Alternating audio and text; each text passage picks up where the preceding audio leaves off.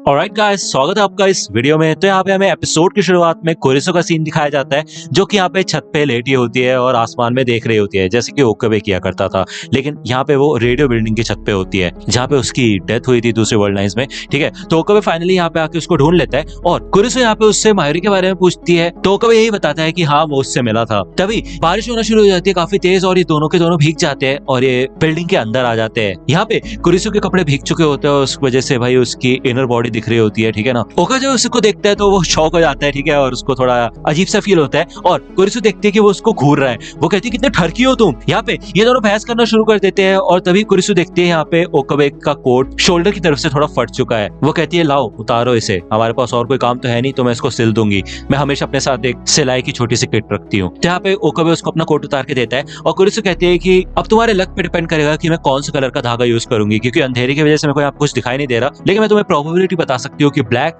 Red या फिर pink में से ही कोई होगा। ओकाबे यहाँ पे वेट कर रहा होता है। कुरिसो उससे पूछती है कि वैसे ये फटा कब। तो ओकाबे कहता है कि मुझे नहीं पता यार, आज सुबह मैं लैब से बाहर निकला, फिर मैं घूमा थोड़ा, उसके बाद मैं तुम्हारे होटल में गया, क्योंकि तुम फोन वगैरह तो आंसर कर नहीं रही थी, तो मुझे तुम्हें कहीं ना कहीं तो ढूंढना था ना, मुझे चिंता हो रही थी, इसलिए मैं पूरे शहर में तुम्हें ढूंढने लगा। तो ये सुन के भाई कुरिसो स्माइल करती है कि यार ओकाबे उसकी फिक्र करता है, और उसके बाद वो उसका कोट उसे फेंक के देती है। कहती है, हो गया तुम्हारा काम कंप्लीट, लो। वैसे भी एक पागल साइंटिस्ट की बॉडी को ऐसे देखना मुझे पसंद नहीं है, इसे पहन लो। यहाँ पे ओकाबे अपना कोट पहन लेता है और वो देखता है कि कुरिसो ने यहाँ पे पिंक कलर का थ्रेड यूज किया होता है। वो उसको देख के थोड़ा स्माइल करता है और तभी कुरिसो यहाँ पे खड़ी हो जाती है। वो नीचे जाती है और वो कहती है कि यहीं पे मेरी डेथ होगी, है कि नहीं। ओकाबे यहाँ पे शॉक हो जाता है और वो कहते हैं, क्या तुम्हें कैसे पता चला, तुम्हें अपनी मौत याद है। तो कुरिसो कहती है कि नहीं, मेरे को पूरी तरह से तो याद नहीं है कुछ भी, लेकिन हल्की हल्की मेमोरीज है। मैंने उनको सपने में देखा था, लेकिन ये सच में काफी ज्यादा रियलिस्टिक लगता है। इसके अलावा ओकाबे, मैंने तुम्हें भी देखा कि कैसे तुम मायोरी को बचाने के लिए अपनी जी जान से पूरी कोशिश कर रहे हो, और हर बार तुम्हें काफी सफर होना पड़ रहा है। मतलब तुम कितना ज्यादा कदर करते हो मायोरी की। ये सब देख के तो ऐसा ही लगता है कि तुम सच में उसे काफी चाहते हो। अगर मैं अपनी बात करूं तो मैं कभी किसी के लिए इतनी ज्यादा इंपॉर्टेंट नहीं थी, इसलिए मैं चाहती हूँ कि ओकाबे तुम ओरिजिनल वर्ल्ड लाइन में जाओ, फिर चाहे उसमें मेरी मौत ही क्यों ना हो जाए, लेकिन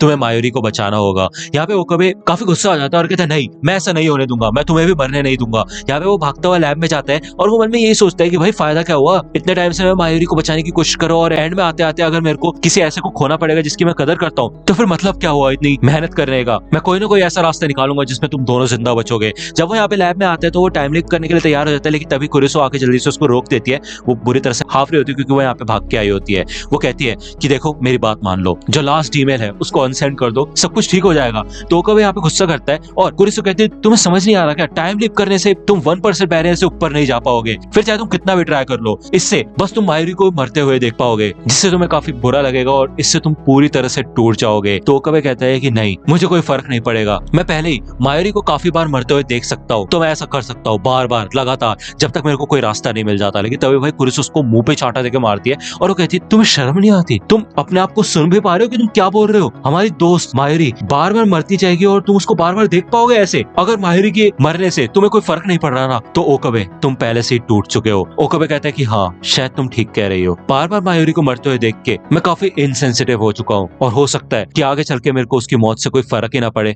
और मैं उसे जाने दूं। कुरिसो कहती है, बिल्कुल सही कहा, इसलिए मैं चाहती हूँ कि तुम ऐसा करो, क्योंकि इतने समय से तुम मेहनत कर रहे हो, वो सबकी सब वेस्ट जाएगी अगर तुम आगे नहीं बढ़े तो, और अगर तुमने मायोरी को नहीं बचाया तो जिंदगी भर तुम्हें इस चीज का पछतावा रहेगा। यहाँ पे ये दोनों बहस करते रहते हैं इस बात पे कि इनको क्या करना चाहिए क्या नहीं। कुरिसो यहाँ पे ये कहती है कि देखो, मेरे को तुम लोगों के साथ रह के काफी मजा आया, काफी अच्छा लगा मेरे को, लेकिन मेरे लिए इतना ही काफी है, तुम मेरी चिंता मत करो। यहाँ पे ओकाबे बहुत थक चुका होता है और बेसिकली वो आगे आके कुरिसो को हक कर लेता है। यहाँ पे उसको रियलाइज होता है कि कैसे हमेशा से कुरिसो और उसके बीच में कभी बनी नहीं, ये दोनों हमेशा झगड़ा करते रहते हैं, लेकिन ये मुसीबत में भी हमेशा साथ रहे हैं। इन दोनों ने, ओकाबे ने हमेशा से ही कुरिसो के साथ अपनी सारी प्रॉब्लम शेयर की है और कुरिसो ने उसको हमेशा एक कमाल के सोल्यूशंस भी दिए हैं। उसकी थ्योरीज कमाल की होती है और उसको हर एक वो शब्द याद है जो कि कुरिसो ने उससे कहा था। वो कुरिसो को उसके असली नाम से इसलिए नहीं बुलाता क्योंकि वो उसको एम्बैरस फील होता है कि कैसे कुरिसो इतनी छोटी उम्र में अपना खुद का रिसर्च पेपर पब्लिश कर चुकी है और इतनी ज्यादा अच्छी साइंटिस्ट है, लेकिन वो सच में उसको काफी पसंद करता है। कोरिसो को यहाँ पे ये देख के काफी खुशी होती है कि ओकाबे उसकी कदर करता है। ओकाबे यहाँ पे विंडो के पास आ जाता है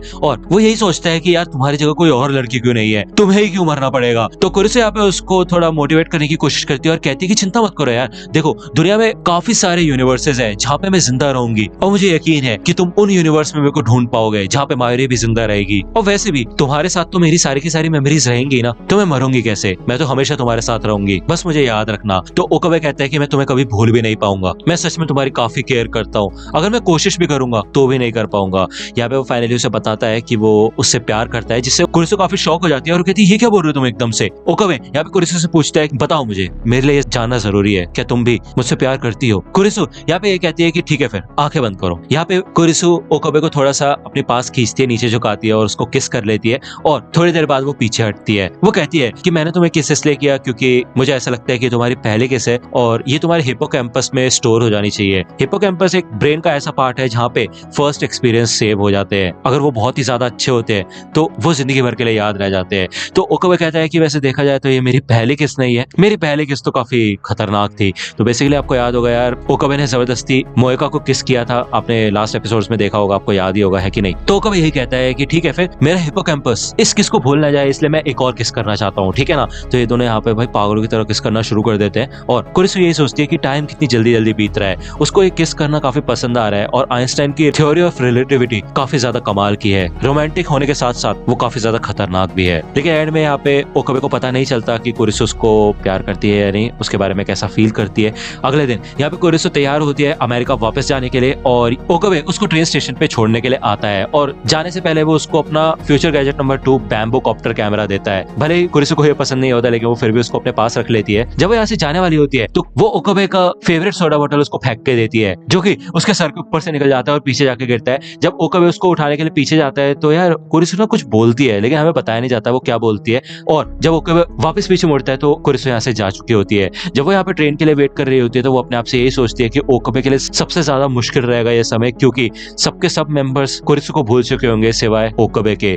उसको इन मेमोरीज के साथ अकेले जीना पड़ेगा और वो ये सारी चीजें किसी के साथ शेयर भी नहीं कर पाएगा। मतलब वो मेरे लिए इतना करेगा, यही काफी बड़ी बात है। उसको पता नहीं है लेकिन वो अपने आसपास के लोगों की सच में काफी ज्यादा केयर करता है। मैं चाहती हूँ कि वो मुझे समय समय पे याद करते रहे, हो सकता है कि आगे चल के वो किसी और को किस करे तब भी वो मुझे याद करेगा, हर बार नहीं लेकिन कभी कभी सही। यहाँ पे वो ओकाबे का नाम रिपीट करती रहती है, ओकाबे ओकाबे ओकाबे। और ओकाबे यहाँ पे लैब में आ जाता है। दारू इधर सन में फिर से हैक कर लेता है और इनको इनका फर्स्ट ईमेल मिल जाता है जब ओकाबे ने दारू को मैसेज किया था कि माकिसे कुरिसो की डेथ हो गई, जिसके बाद ये वर्ल्ड लाइन चेंज कर चुके थे। यहाँ पे ये लोग डिलीट करने वाले होते हैं इस मैसेज को, जिसके बाद सब कुछ नॉर्मल हो जाएगा। ओकाबे यहाँ पे थोड़ा परेशान होता है, अपने सर पे हाथ रखता है, मायरी से पूछती है कि तुम्हारी तबियत तो ठीक है ना। तो ओकाबे कहता है कि हाँ हाँ हाँ, अब फाइनली हम ऑर्गेनाइजेशन को हराने वाले हैं, इन सबको बेवकूफ बना के रख दिया हमने और अंत में जीत हमारी होगी। तो शुक्रिया तुम सबका जो तुम लोगों ने मेरा इस जर्नी में साथ दिया। यहाँ पे वो टेंशन लेने लग जाता है कि इस बटन दबाते साथ ही कुरिसो का वजूद गायब हो जाएगा, वो मर जाएगी, ठीक है। लेकिन वो फिर भी हिम्मत जुटाता है और बटन प्रेस कर देता है उस ईमेल को डिलीट करने के लिए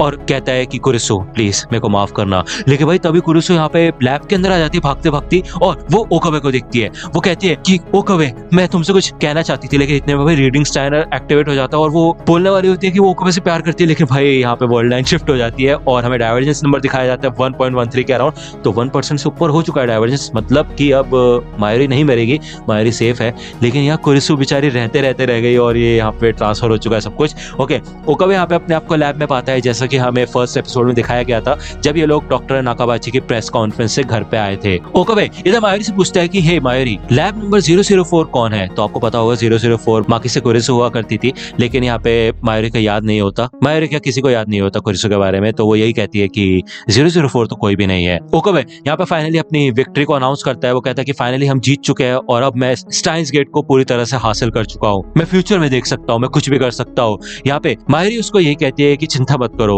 ओकरीन, अब मैं बिल्कुल ठीक हूँ, मुझे कुछ नहीं होने वाला, अब तुम फिर से नॉर्मल हो सकते हो, तुम्हें वो मैड साइंटिस्ट बनने की जरूरत नहीं है और अगर तुम चाहो तो रो भी सकते हो। ओकाबे यहाँ पे लैब के सारे इक्विपमेंट्स को शिप कर देता है, वो सारी टाइम मशीन से रिलेटेड चीज है जिससे कि इनके ऊपर फिर से कोई रिस्क ना आए और वो यही सोचता है कि कुरिसो मेरे ख्याल से यही सबसे बेस्ट ऑप्शन है कि नहीं। यहाँ पे हमें एंड क्रेडिट्स में एक सीन दिखाया जाता है जहाँ पे दारू को एक फोन आता है एक अनजान लड़की का, जो कि कहती है उसका दारू के साथ कोई रिलेशन है और वो ओकाबे से बात करना चाहती है। ओकाबे जब यहाँ पे फोन पे आता है तो उसको पता चलता है कि ये लड़की और कोई नहीं बल्कि सुजुहा है। और वो ओकाबे को रेडियो बिल्डिंग के टॉप पे बुलाती है। वो कहती है कि जल्दी से यहाँ पे आओ, मुझे तुम्हारी मदद की जरूरत है, हमें वर्ल्ड वॉर 3 को रोकना है। तो भाई मतलब तुम देख रहे हो यहाँ पे ये ओरिजिनल वर्ल्ड लाइन हो चुकी है। अब यहाँ पे कंफ्यूज मत होना कि सुजुहा कहाँ से आ गई है। वो दूसरी वर्ल्ड लाइन्स थी जहाँ पे सुजुहा पास्ट में चली गई थी और मर गई थी, बूढ़ी हो गई थी। वो सारी अलग वर्ल्ड लाइन्स थी। इस वर्ल्ड लाइन में इन्होंने कभी टाइम ट्रेवल किया ही नहीं है और डायरेक्टली यहाँ पे सुजुहा इनके पास आई है। ओके ना। जिन लोगों को कंफ्यूजन होगी इस एनिमे को देखने में और जिनको भी लगता है कि यार ये काफी कंफ्यूजिंग एनिमे है,